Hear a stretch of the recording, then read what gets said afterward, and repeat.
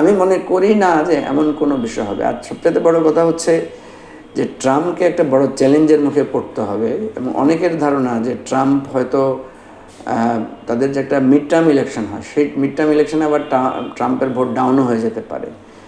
কারণ হচ্ছে যে এই যে মেক্সিকান জায়গায় যে সে একটা বর্ডার দিয়ে দেওয়া চিন্তা করেছে, বাইরের লোকদেরকে ঢুকতে দিবে না, অভিবাসীদেরকে শেয়ার করতে দিবে না, এটা কিন্তু মানে আমেরিকান যে সিস্টেম কাজ করে, তারা যে সমস্ত মানে লেবার অ্যান্ড আদার্স ইস্যুতে যে সমস্ত সাপোর্টগুলো পায়, সেগুলো কিন্তু একটা থ্রেটের মধ্যে পড়তে পারে।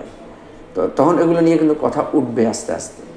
এবং আমেরিকান ডেমোক্রেসির যে একটা সৌন্দর্য, বা ওখানে যে এখন এখানে যদি ট্রাম্প অনেক কিছু ভায়োলেট করে, এবং ট্রাম্পের কাছে মানুষের যে প্রত্যাশা যে সে ইউক্রেনের যুদ্ধ বন্ধ করবে, বা সে প্যালেস্টাইনের যুদ্ধের ব্যাপারে সে বন্ধ করবে, তো এগুলো তো ধরেন আমেরিকান টোটাল মিলিটারি ফোর্স যেটা আছে, মিলিটারি পাওয়ার যেটা আছে, এটার সাথে আবার একটা রিলেশন আছে।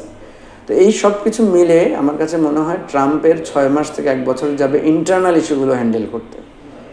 এটা একদম খুব সহজ হবে না যে সে ইন্টারনাল সিচুয়েশন বাদ দিয়েই তাকে এতে যেতে হবে।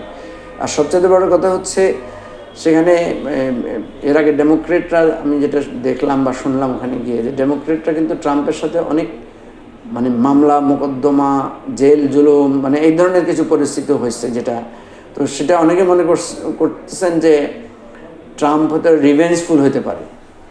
তো এই রিভেঞ্জফুল হওয়ার পরে ওখানকার লোকাল পলিটিক্সটা, ইন্টারনাল পলিটিক্সটা কোন দিকে যাবে, এটাও একটা ডিপেন্ড করবে। তো আমার মনে হয় না যে সে বাইরের ইস্যু নিয়ে প্রাথমিকভাবে খুব বেশি ইনভলভ হতে পারবে। তো এটা আমাদের জন্য খুব বেশি চিন্তার বিষয় হবে না আমার ধারণা।